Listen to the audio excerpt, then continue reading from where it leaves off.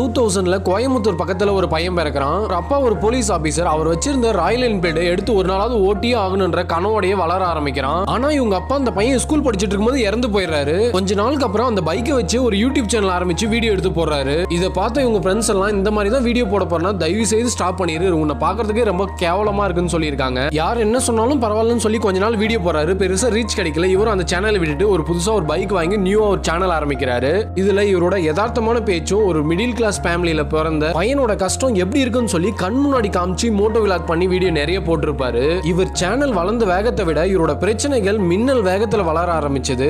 ஆனா எவ்வளவுதான் பிரச்சனை வந்தாலும் மாவீரன் மாதிரி அடிச்சு உதைச்சு யாரோட உதவியும் இல்லாம தன்னோட கடின உழைப்பால் மட்டும் இன்னைக்கு மஞ்சள் வீரன்ற ஒரு படத்துல ஹீரோவா நடிக்கிற அளவுக்கு வளர்ந்து நிக்கிற அன்னைக்கு உன்னெல்லாம் பார்க்கவே கேவலமா இருக்குன்னு சொன்ன அந்த பையன் தான் இன்னைக்கு டிடிஎஃப் வாசனா உயர்ந்து நிக்கிறாரு. இவரை பிடிக்கணும் டிடிஎஃப்னு கமெண்ட் பண்ணுங்க, பார்க்கலாம் 1 lakh கமெண்ட் வருதான்னு.